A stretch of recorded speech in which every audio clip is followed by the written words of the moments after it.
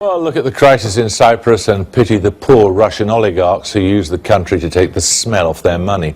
All right, it's not especially easy, but the banking crisis there does raise the intriguing question of what is money. The Oxford English Dictionary defines it as any generally accepted medium of exchange which enables us to trade goods without needing to barter. So far, so obvious, so many euros to the pound or the dollar, but there's an increasing number of people preferring to do business of various levels of legality in something called bitcoins, which you'll never have in your wallet because it's a virtual currency.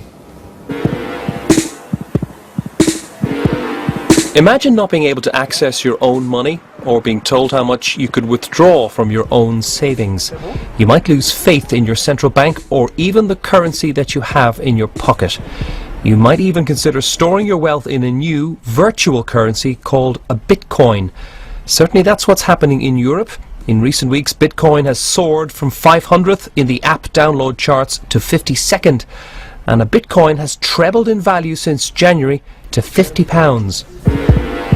Bitcoins are earned online as a reward for solving fiendishly complex computing tasks. Initially, they were given away to people who helped set up the system, but now individuals can also buy them and store them in a virtual wallet. Unlike a normal currency, though, people bypass banks entirely and instead send Bitcoins to each other over the internet. Because Bitcoins are stateless, they cannot be taxed, frozen or easily traced, so the advantages for some are clear. First of all, because I'm just sending a string of bits to you, it doesn't go through a bank, it doesn't cost anything, there's no fee. I just send you the bits and now they're yours and not mine. The second thing is the near anonymity, which through the use of appropriate technology you can make anonymous. And the third, I think, is the sort of sense that you're not playing by the man's rules. The key test of any currency is acceptability. Shops in years gone by used to only accept pounds because they knew they could, in theory, swap it for its equivalent in gold at the Bank of England. Things have moved on quite a bit since then. We now have a virtual currency, Bitcoins, which has no link to either the Bank of England or to gold, but it's starting to ever so slightly make its way to the high street. So, for example, you can order a pizza online, pay for it in Bitcoins, and collect in person.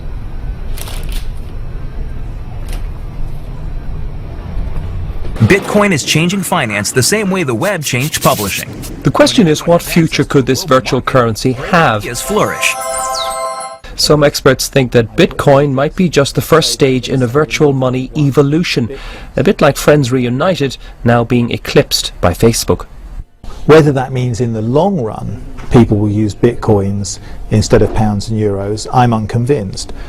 Whether it means in the long run they'll use something like Bitcoin, I think that's probably true.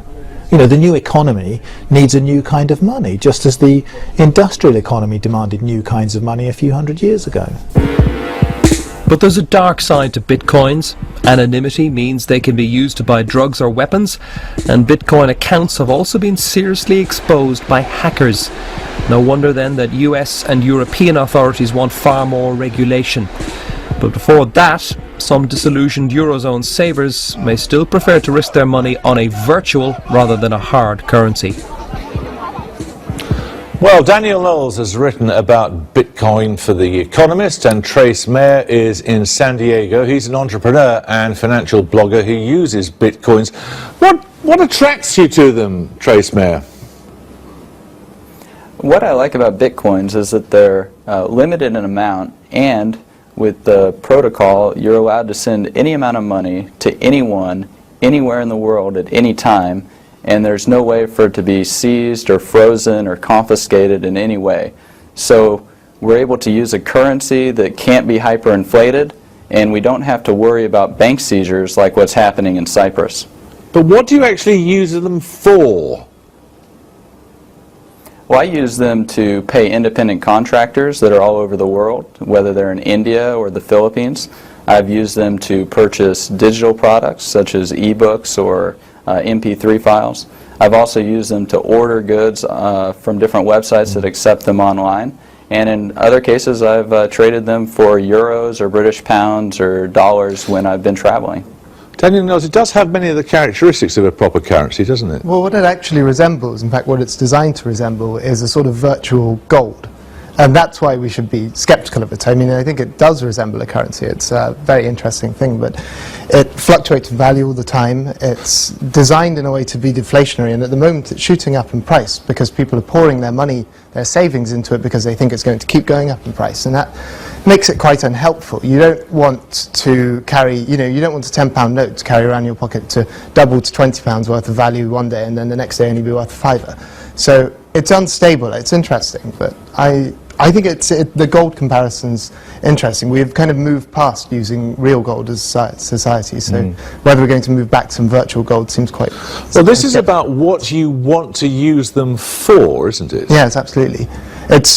The big issue for Bitcoin is whether people are using them as an investment or as a store of value somewhere to save their money, or whether they're using it to actually trade. For a currency to work, people have to be buying and selling things with it, and actually with Bitcoin they are a little bit more, and so, but at the moment you see that there are people flooding it in because they think it's the next big thing, and I think that could actually undermine it. You don't want that. Trace Mary, are you bothered by its fluctuation in value?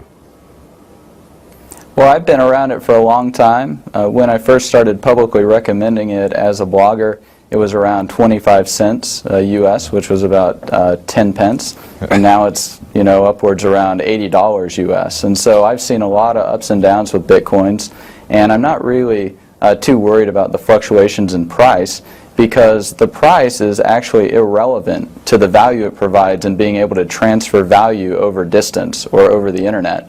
So whether it's a nickel or whether it's $10,000 or $100,000 a coin, you're still able to transfer value from point A to point B anywhere in the world, all for little or no fees. And that's really the value that it adds. If people want to speculate on the price of it, just like they speculate on the price of dollars or euros or the price of gold, then so be it. But for me, it's mainly the value transfer utility that it adds that I'm most attracted to. Daniel Mills, what potential problems are there, given that it is not a national currency and therefore is not at any point backed by a national treasury? Well, one thing that's quite interesting is that, well, for a start, the transferring thing is an interesting one in the sense that it does mean that there is no way to trace it, or it's very difficult to trace. It makes it quite a natural thing for money laundering. The difficulty, of course, is getting your money, your kind of the money that you want to launder into Bitcoins and then out again. But it's that kind of raises a security issue.